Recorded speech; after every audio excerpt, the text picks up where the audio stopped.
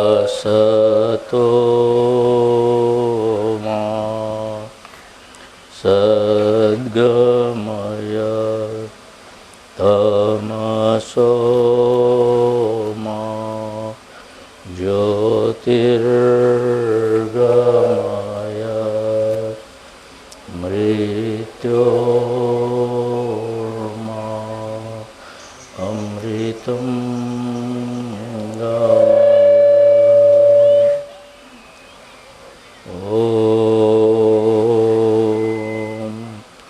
नमः शिवाय गुरवे सच्चिदानन्दमूर्तये नमस्तस्मै नमस्तस्मै नमस्तस्मै नमो नमः।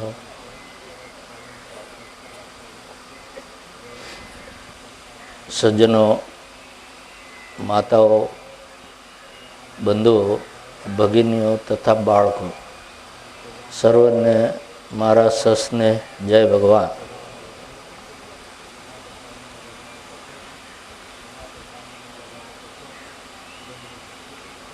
અમારે સૌરાષ્ટ્ર બાજુ એવો રિવાજ છે કે દશેરાને દિવસે લોકો ઘોડા દોડાવે, એટલે રેસ થાય. ગામના ઘોડા જેટલા હોય ને એ બધાએ ઘોડા દોડાવે, માઇલ 2 માઇલ દૂર લઈ જઈને પછી દોડાવે. પહેલો નંબર આવે એને જાહેર કરે કે પહેલો નંબર, ઇનામ કાંઈ મળે નહીં, પણ એક આનંદ. પછી શસ્ત્ર પૂજન થાય, પછી નિશાનબાજી થાય, ઝાડ ઉપર નાળિયેર લટકાવે દોરીથી, પછી નાળિયેર આમાં હવામાં હલે, એ બંદૂકથી પાડી દેવાનું. નિશાન પડે કે ન પડે, પણ બંદૂક તો એ બાને ફૂટે ને, એટલે 12 મહિને એકવાર બંદૂક ફોડવાની, પછી એને સાફ કરી લેવાની, પાછી ઓઇલિંગ ગ્રીઝિંગ કરીને પાછી રાખી મૂકવાની, પાછી 12 મહિને ખોલવાની, એટલે એ બાને હથિયાર સાફ થાય. ઘોડા રાખ્યા હોય તો કોણે ઘોડાને સારું ખવડાવ્યું છે ખબર પડે પહેલો આવે એટલે. કેટલાક ઘોડા એવા હોય કે આડે દીએ બહુ દોડે, પણ દશેરા આવે ને તે દી ના પાડી દે, પછી ગમે એટલી ચાબુક મારો એ હટે જ નહીં, પૂંછડે પડી ગયું કહેવાય એને. મારે અવારનવાર મારું ગળું છે ને એ પૂંછડે પડી જાય છે. આવો દશેરાનો પ્રસંગ હોય તે દી જ દોડે નહીં, એવું થઈ જાય. આજે ઉદ્બોધન કરવું કે કેમ એ વિચારતો હતો. સવારમાં બધા સેવકો પૂછતા હતા કે ગુરુજી આપ બોલશો ને? મેં કીધું આપણું ઘોડું દોડે એવું આજ લાગતું નથી, પણ પછી મને એમ થયું જો બધાનું ઘોડું દોડે તો આપણું થોડુંક તો દોડશે.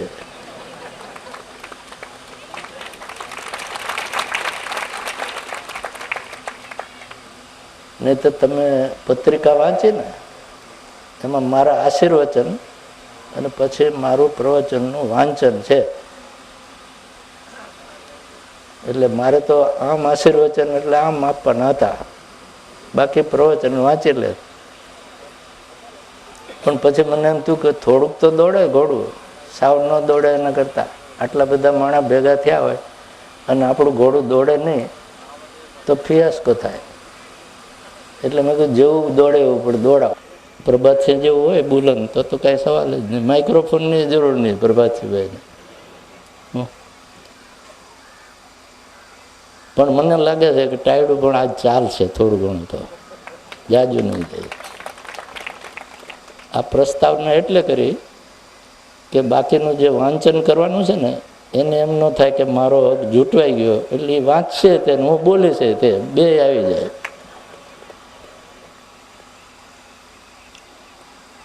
આજે આપણે આશ્રમની સુવર્ણ જયંતિ ઉજવી રહ્યા છીએ.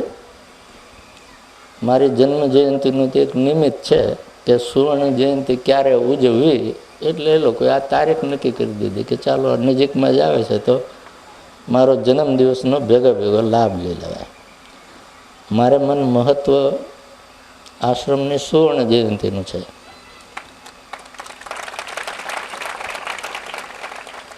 મારા તો 78 પૂરા થયા. તમે બધા કહો કે many happy returns of the day, એટલે 78 ફરીને આવે એમ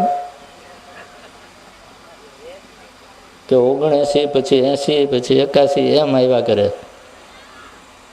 તમારા મનની ભાવના એમ છે ને કે 79 થાય પછી 80 થાય પછી 81 થાય એમ 100 થાય 125 થાય 150 થાય એમ તમે ઈચ્છો છો. મારી ઈચ્છા, મારી સાધના, હું તો એમ ઈચ્છું છું કે ભગવાન 79માંથી પાછા 78માં કેદી લાવે, પાછા 77માં કેદી લાવે, પાછા 76માં કેદી લાવે. કારણ કે દિવ્ય શરીર તો એને કહેવાય કે હું પાછો જુવાન થઈ જાઉં ત્યારે. તમે કહો છો કે ગુરુજી અમર બનો, હવે મારા માથે બહાર મૂકી દો. તમે પહેલાં બોલતા હતા સારું હતું કે ગુરુજી અમર રહો, એ તો તમારી ભાવના છે કે હું અમર રહું. હવે તમે એમ કહો બનો, નહીં તો પછી આવી બનશે. જોકે આ શીખવું મેં અસામાં બધા કહેતા હતા ગુરુજી અમર રહો, મેં કીધું અમર બનો એમ કહો તો મને સમજ પડે ને કે મારે બનવાનું છે, બનવાનું છે, પાકો બનવાનું.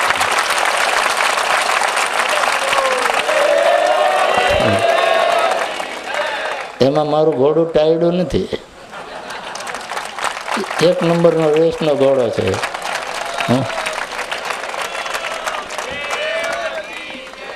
પણ દિવ્ય શરીરની પ્રાપ્તિ એટલી સરળ નથી જેટલી તમે ધારો છો એટલી. મને એમ જ છે કે આવતા વર્ષે તો કાંઈક થઈ જ જશે, કે પછીના વર્ષે કાંઈક થઈ જ જશે. પણ પછી સમજાય છે કે 4 આંગળ ટૂંકું પડે છે.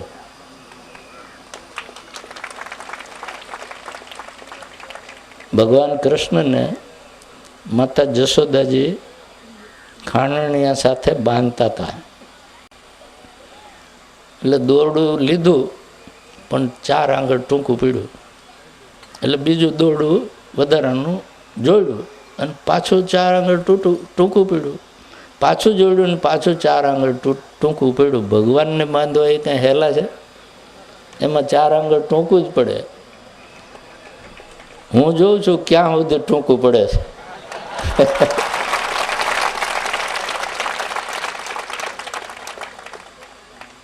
એમાં મારી મહત્તા નહીં, ભગવાનની મહત્તા છે. જશોદાજીએ બાંધી નહોતા દીધા. ભગવાનને એમ થયું કે માં હવે દોરડા ભેગા કરી કરીને થાકી જશે, એટલે એકવાર બંધાઈ જવું. એટલે તો ભગવાનને કૃપા કરી એટલે જશોદાજી એને બાંધી શક્યા. બસ હું એની કૃપાની રાહ જોઉં છું કે ક્યારે એ કૃપા કરી દે.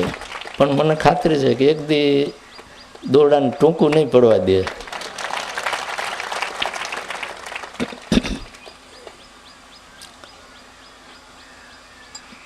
ઓગણસીમાંથી 78 થાય, 77 થાય એની હું કોશિશ કરી રહ્યો છું. ગાડી રિવર્સમાં ચાલવી જોઈએ. ફોરવર્ડમાં તો બધા નહીં હાલે. પછી બહુ ફોરવર્ડ જઈએ તો પછી ક્યાંક દરિયામાં જ પડવાનું આવે ને. ધરતી ઉપર ગાડી ગમે એટલી દોડાવી પણ પછી છેડો તો દરિયામાં જ પડવાનો. એટલે ક્યાંક તો ફોરવર્ડમાં અટકી જ જવું પડે. તમને બધાને વાંધો નથી, તમારે રિવર્સમાં ગાડી લેવી જ નથી. અને હું રિવર્સમાં કેમ પાડે ગિયાર એની કોશિશમાં છું.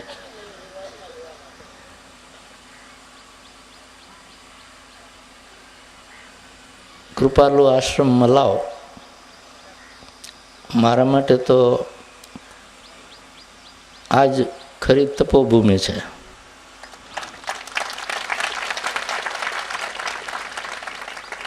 બાપુજી 1958થી આ આશ્રમમાં તપશ્ચર્યા કરતા હતા.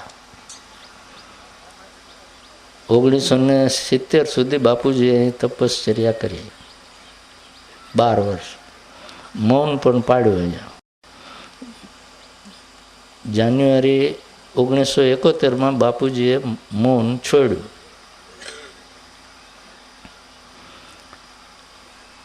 એ પછી મને સંન્યાસ દીક્ષા આપી ફેબ્રુઆરીમાં.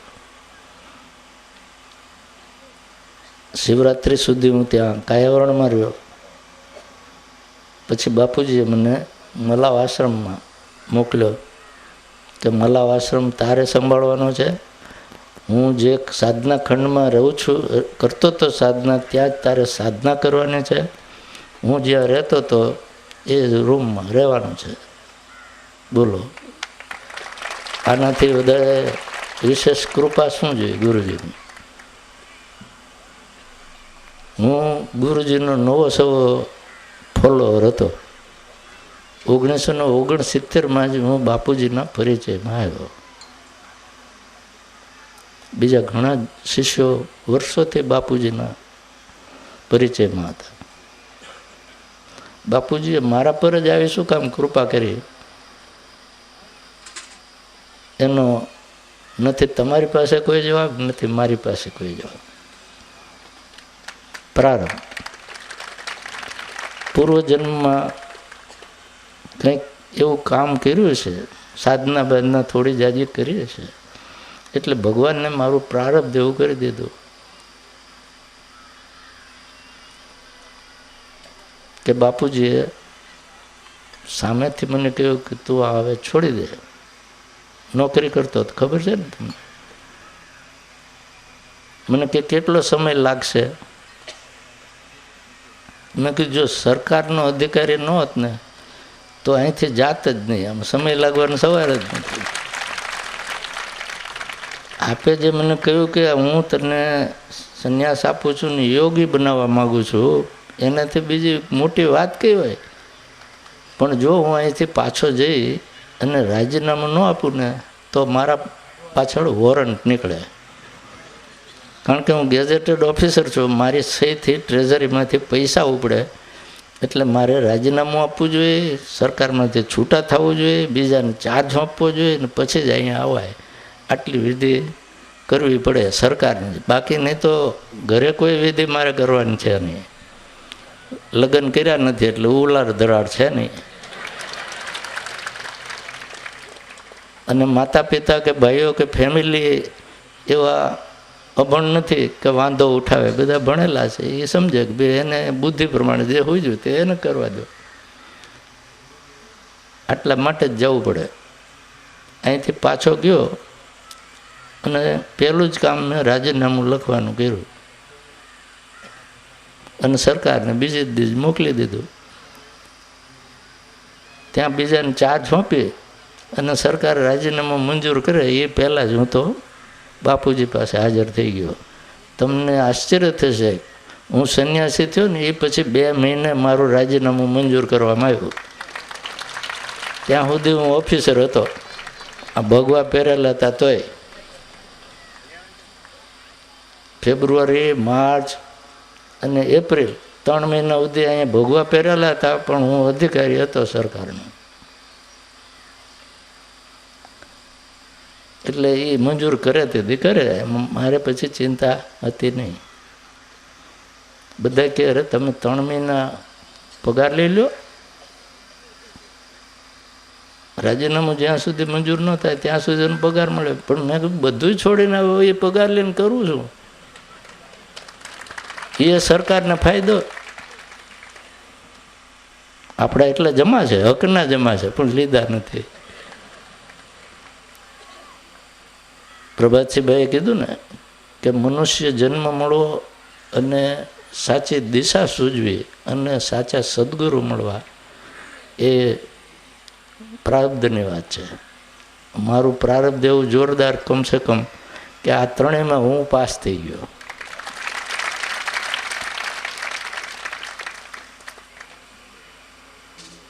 અને ગુરુજીની પરીક્ષામાં નાપાસ નથી થયો. ગુરુજી જે મને શીખ્યું છે એ સાધનામાં નાપાસ નથી થયો. એ સાધનાનો છેડો કાઢવા બેઠો છું અને એ છેડે પહોંચીને જંપવાનો છું.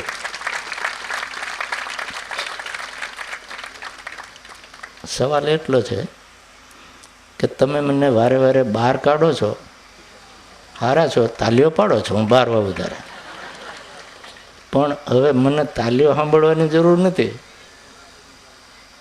તમારી શુભેચ્છા આપજો, પણ બહાર ન કાઢો. હવે નહીં તો 4 આંગળે એમને ટૂંકું જ પડ્યા કરે. તમે મને ટાઈમ પૂરો ન આપો તો 4 આંગળ ટૂંકું પડે. જો વહેલું એને પૂરું કરાવી દેવું હોય તો તમારે મને એકાંતમાં છું ને પાકો એકાંત આપવો જોઈએ. એકાંતમાં જ છું, પણ આ 2 પ્રસંગે મને બહાર કાઢ્યો.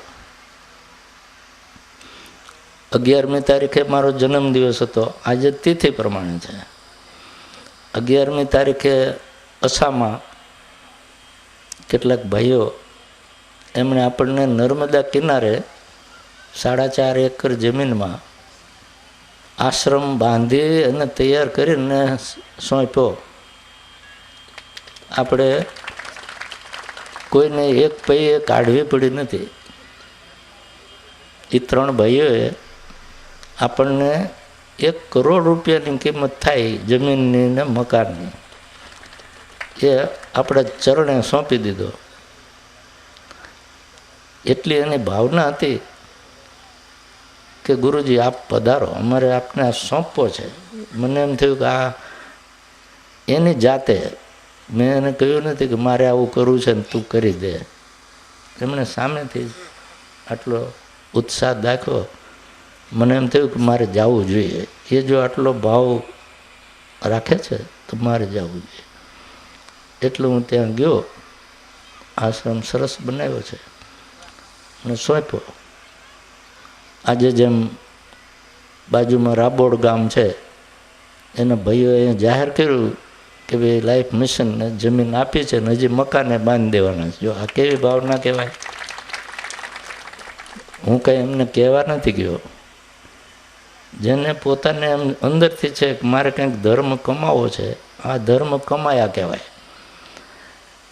હરિભાઈ ટેર નાખે અને પાછી તમે બોલ્યા પછી એ 25 વાર ઉઘરાણી કરે અને તોય મોડું મળે તો અવશ્ય ધર્મ લાભ થાય, પણ જેટલું મોડું ને એટલો ઘટતો જાય. અને આ વગર કીધે કર્યું ને એને પુષ્કળ ધર્મ લાભ મળે. એ અક્ષય ધર્મ લાભ થઈ ગયો.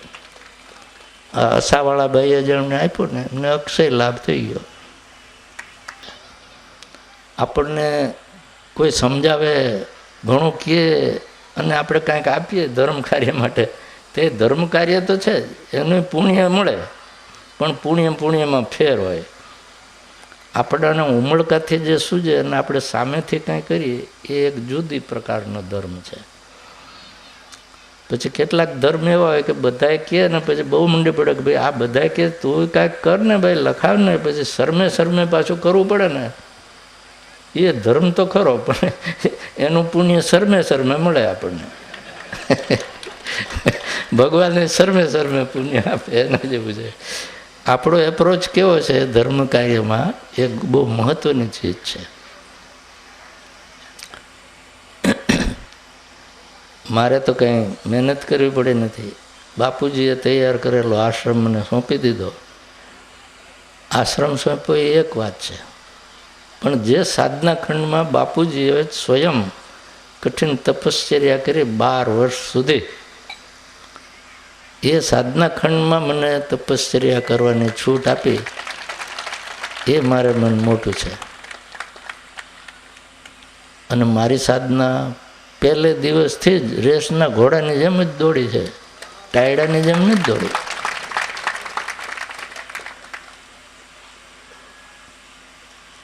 એનું કારણ મારી એબિલિટી કરતાં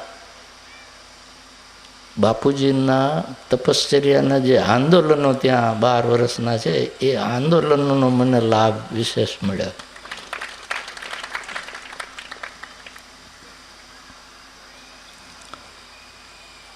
બાર વર્ષ બાપુજીએ તપશ્ચર્યા કરી અને 1971થી આજ દિવસ સુધી મલાવ આશ્રમમાં મેં તપશ્ચર્યા કરી. અલબત્ત 1971થી 1984 સુધી અહીંયા જ હતો. 85 પછી કાયાવરણમાં પરમપદ બનાવ્યું અને પછી બધા આગેવાનોએ મને વિનંતી કરી કે હવે કાયાવરણમાં આપનું નિવાસ તૈયાર થઈ ગયું છે, તો આપ કાયાવરણમાં થોડો વખત બિરાજો ને થોડો વખત મલાવમાં બિરાજો. એટલે બે સંસ્થામાં અડધો અડધો સમય આપ આપો. મારે કબૂલ રાખવું પડ્યું, કારણ કે બધાએ મને ગુરુ ગાદી પર બેસાડ્યો હતો. ગુરુ ગાદી પર બેસો ત્યારે મેં કહેલું, આટલી જ મેદની હતી કે એક વ્યક્તિ પણ વિરોધ કરે તો મારે ગુરુ ગાદી પર બેસવાનું ઈચ્છા નથી, કારણ કે હું તો સાધના કરવા માટે જ સંન્યાસી બન્યો છું, ગાદી માટે નહીં. અને મેં 5-10 મિનિટ આપી સમય, છૂટ છે. કોઈ એક જણે એમ કે મારી ઈચ્છા નથી મુનિજી ગાદી પર બેસે તો મારે નથી બેસવું.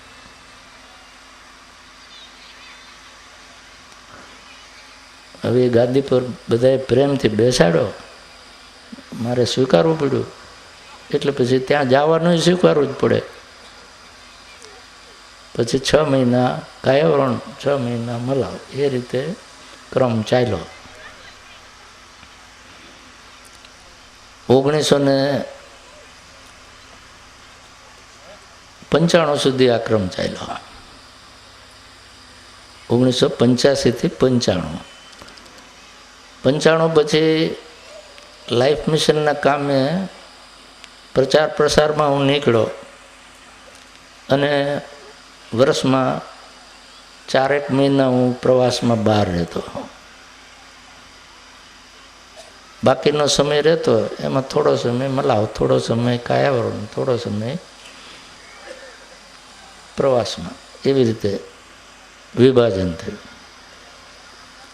આપણે 2007માં જાન્યુઆરીમાં પ્રાણ પ્રતિષ્ઠા કરી જાખણમાં, રાજરાજેશ્વર ધામમાં. ત્યાં પરમપદ બન્યો. પછી બધાની ઈચ્છા એમ થઈ કે હવે આપ અહીંયા બિરાજો. એટલે ફેબ્રુઆરી 2007થી ત્યાં હું પરમપદમાં. પણ મેં કહ્યું કે હવે હું એકાંતવાસમાં, મારાથી જે કાર્ય કરવાનું હતું ને બન્યું એટલું મેં કર્યું, હવે તમે બધા ઉપાડી લો. બધાએ સ્વીકાર્યું, મને એકાંતવાસમાં જવાની છૂટ આપી. પણ આવી આ 2 પ્રસંગ એવા હતા. અસામાં તો જે ભાઈઓ આટલી મોટી ભાવનાથી એક આશ્રમ પૂરો તૈયાર કરીને આપણને સોંપતા હોય ને હું ન જાઉં તો એ ઠીક ન લાગે.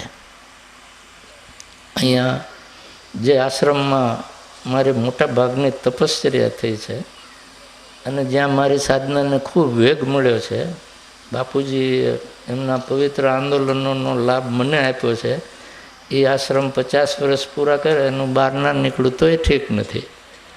એટલે આ 2 પ્રસંગે મેં એ છૂટ સ્વીકારી લીધી. ખેર આ આશ્રમની જોડે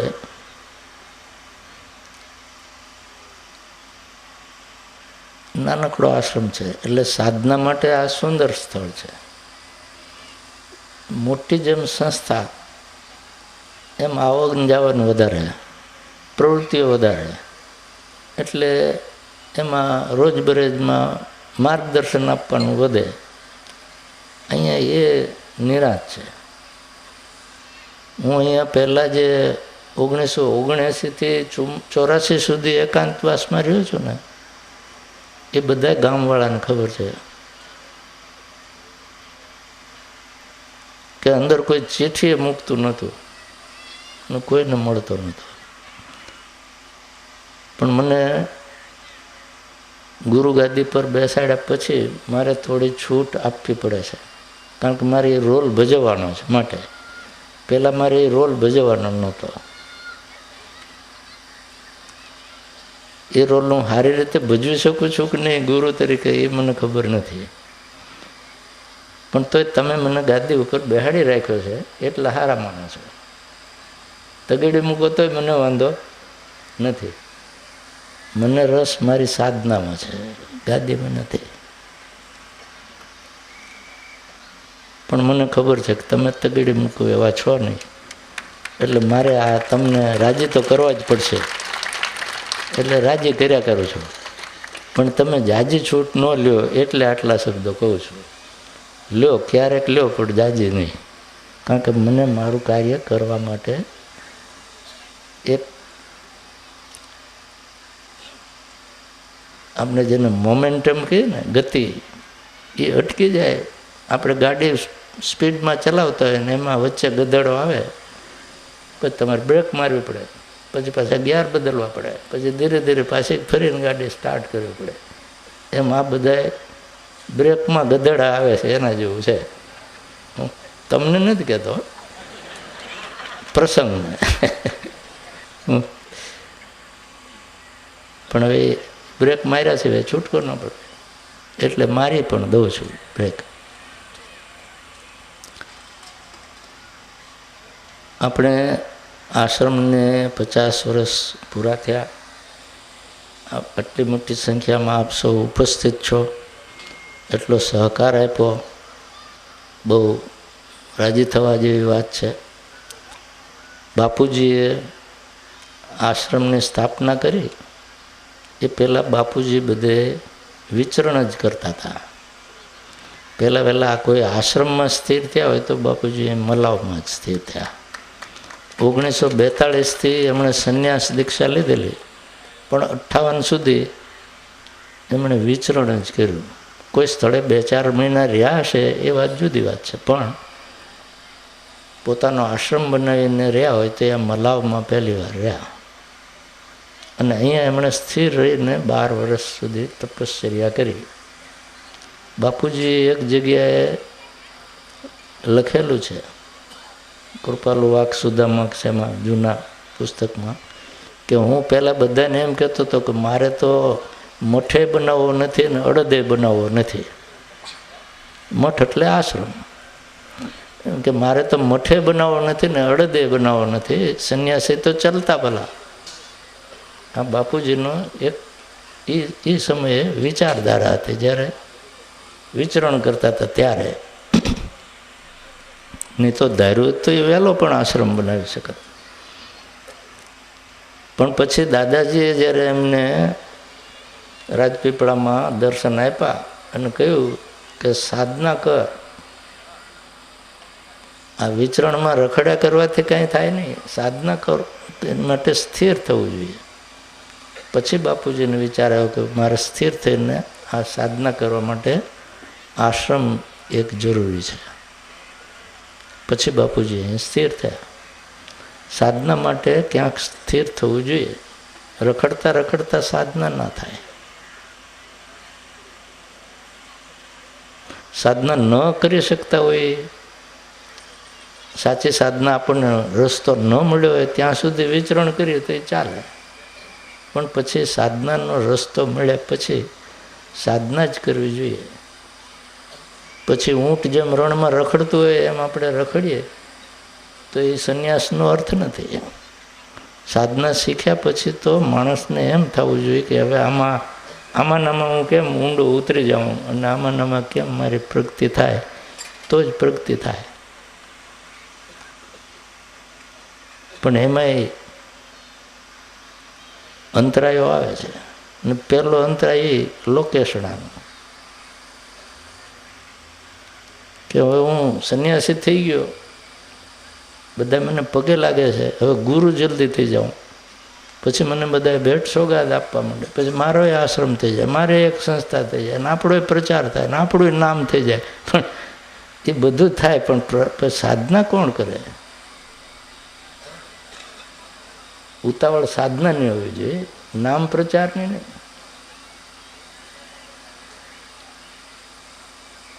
મને દાદાજીએ આજ્ઞા કરી ન હોત તો હું કાંઈ કરવાનો હતો જ નહીં. એમના એકાંતવાસમાં જ રહે. સંભવતઃ આજે તમારે મને તો કહેવું ન પડે કે અમર બનો, કદાચ બની ગયો હોત ત્યાં સુધીમાં. પણ દાદાજીએ આજ્ઞા કરી કંઈ ખોટી થોડી કરી હોય. દાદાજીએ કંઈ મારું અહિત કરવા માટે થોડું કહ્યું હોય. એમાં હિત જ હોય. એમને ખ્યાલ હશે કે આનું હજી કાંઈક કર્મ બાકી છે, હજી એણે થોડીક લોકોની સેવા કરવાની જરૂર છે, એટલે મને દોડાયો. હું દોડ્યો, 10 વર્ષ દોડ્યો. ઊંટ રણમાં દોડે એમ જ દોડ્યો, રાજસ્થાનના રણમાં દોડી આવ્યો. એટલે બોલો, જસોલ સાહેબ સાક્ષી છે. પહાડમાં દોડ્યો, રણમાં દોડ્યો, નદીના પટમાં દોડ્યો. બિહારમાં બધું નદીનો પટ જ છે. ગંગા નદી એટલી પહોળી છે અને વિશાળ છે, એનું પાણી ઓસરી જાય એટલે બધા ખેતરમાં વાવી દે, બાકી બધું પટ જ છે, ખેતર બેતર ને. એટલે નદીના પટમાં દોડ્યો. પછી પ્રાણ પ્રતિષ્ઠા વખતે દાદાજીને પાછું એમ થયું કે બહુ દોડ્યો, આ થાકી જશે, અને પાછું એને બહુ દોડાવ્યા કર્યું તો એની સાધના રહી જશે. એટલે પાછું એમણે સમજીને કહ્યું કે હવે તું તારે એકાંતમાં સાધના કર, મને વાંધો નથી. ત્યાં કામ કર્યું આજ્ઞા પ્રમાણે. દાદાજીનું કામે કર્યું, બાપુજીનું કામે કર્યું. બાપુજી મને સાધના શીખવી ત્યારે એક જ વાક્ય કહેલું સંન્યાસ દીક્ષા આપી ત્યારે કે બેટા, સાચો યોગી પૂર્ણ યોગી થજે, દિવ્ય શરીરથી ઓછી ઉતરતી કોઈ ભૂમિકાથી સંતોષ ના માનીશ. બાપુજીએ બીજું વાક્ય નથી કીધું, આ જ કહ્યું છે. મારે માટે એ વાક્ય જ સુવર્ણ વાક્ય છે અને મારા હૃદયમાં કોતરાયેલું છે કે મારું ખરું ધ્યેય આ છે. દિવ્ય શરીરથી ઓછી કોઈ ભૂમિકાથી હું સંતુષ્ટ થાવ એવો નથી. આજે કંઈ મારી ભૂમિકા સાવ નાની છે એમ માનશો ને, પણ હું એનાથી સંતુષ્ટ થાવ એવું નથી. મારું લક્ષ્ય અંતિમ છે અને એ લક્ષ્ય પ્રાપ્તિ જ મારું ધ્યેય છે, બીજું કોઈ ધ્યેય નથી મારું. હવે તમને બધાને એમ થાય કે મુનિજીને દિવ્ય શરીર પ્રાપ્ત જલ્દી થઈ જાય સારું, આપણને કંઈક લાભ થાય. આ તો હાટા પાટા છે. જો તમને એમ કંઈ થતું હોય કે આપણને લાભ થાય તો મને એકાંતમાં રહેવા દેવામાં માત્ર મને જ લાભ છે?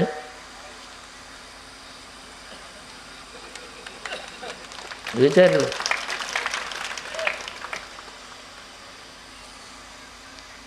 દિવ્ય શરીર પ્રાપ્ત થાય તો મારે સમય ને સમય ને સમય જ છે, પછી સાધનામાં બેસવાનો સવાલ નથી. પછી તમે કહેશો કે હમણાં ભાઈ જાઓ ને, અહીં ધંધા છે, કામ કરવા દો ને. તમારો મહેમાન થઈને આવીશ ને તોય તમે બારણા બંધ કર્યું કે આ પાછો ક્યાં આવ્યો, નવરો માણા.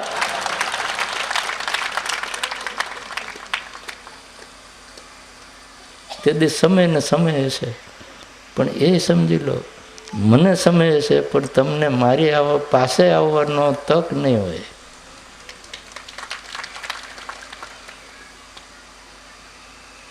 પછી નજીક આવવાની તકનો સવાલ નથી. તમે મારામાં આટલી શ્રદ્ધા રાખો છો, આવો છો દર પ્રસંગે, મને ઊંચી ગાદી પર બેસાડો છો, તમે જાજમ ઉપર બેસી રહ્યો છો, થાકો તોય પગ આગા પાછા કરીને, અને જરૂર પડે તાલીઓ પાડી દો છો. એ બધે મારું કોમ્પ્યુટરમાં નોંધ હશે. તેથી એ વખતે મારું કોમ્પ્યુટર એવું પાકું હશે કે એમાં કોઈની નોંધ નહીં હોય એવું નહીં હોય.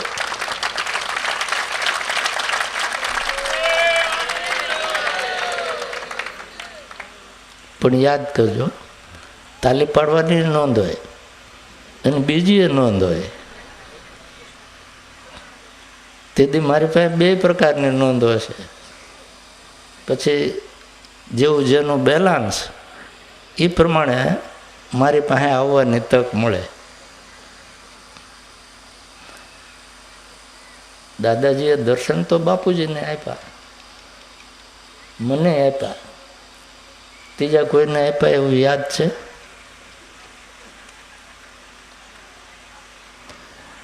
કોને દર્શન આપવા એ તો એ મહાપુરુષની ઈચ્છાનું સાર છે. આપણે બોલાવીએ એટલે આવી જાય, હાજર થઈ જાય એવું નહીં. બધા મને કહે કે દાદાજીને પૂછું છું, અરે ભાઈ હું બોલાવું ના આવતા હોય તો પછી સવાલ જ ક્યાં છે? આ તો એ આવી જાય તેથી મારા સદનસીબ એવું છે. પણ થોડોક ટાઈમ આપો, પછી કંઈ દાદાજી મારો હુકમ નહીં માને, પણ હું વિનંતી કરું ને કરગરું તો કદાચ આવી બી જાય.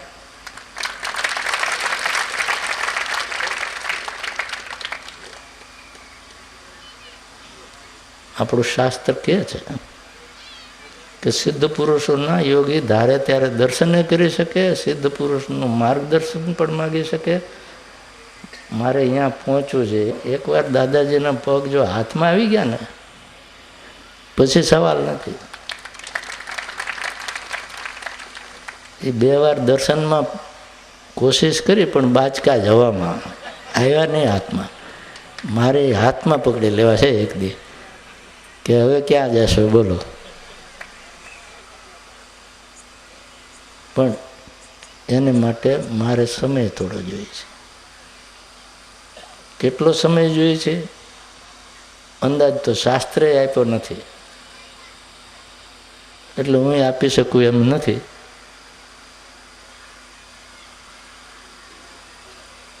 પણ મને જો બિલકુલ એકાંતવાસ મળે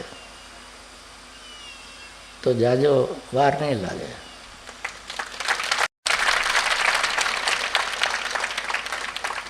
પણ મને સમય આપો.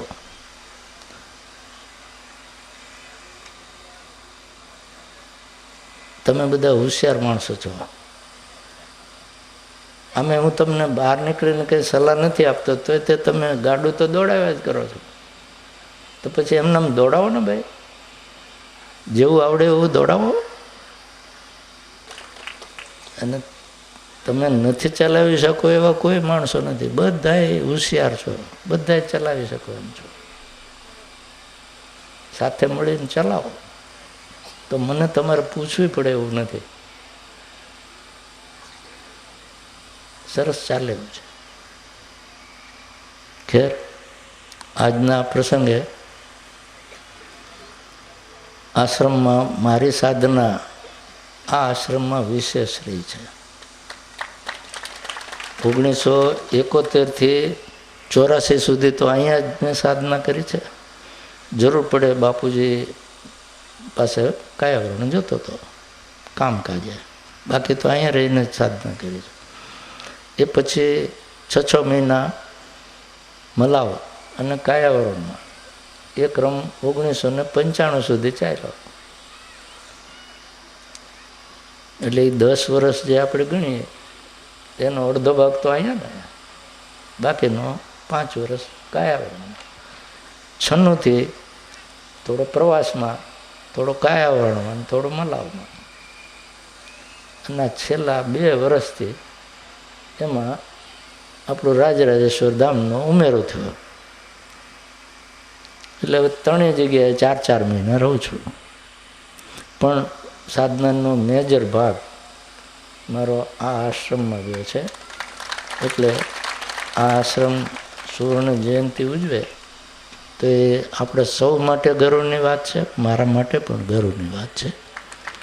અને બાપુજી અહીંયા એવા આંદોલનો છોડી ગયા છે, મારાથી તો એમાં કાંઈ વધારો થયો છે કે નહીં એ મને ખબર નથી, પણ મેં સાધના તો કરી છે. એમાં કાંઈ વધારો થયો હોય તો ઠીક, પણ બાપુજીએ જે આંદોલનો છોડ્યા છે તો કાયમ રહેવાના છે. એટલે આ આશ્રમ પવિત્ર સ્થળ છે, અને જ્યાં ખાસ કરીને પરમપદ છે અત્યારે એટલું તો અત્યંત પવિત્ર સ્થળ છે. આજના તબક્કે તમે બધાએ મને શુભેચ્છાઓ આપી, જન્મદિવસ નિમિત્તની એ બદલ ખૂબ ખૂબ આભાર. અને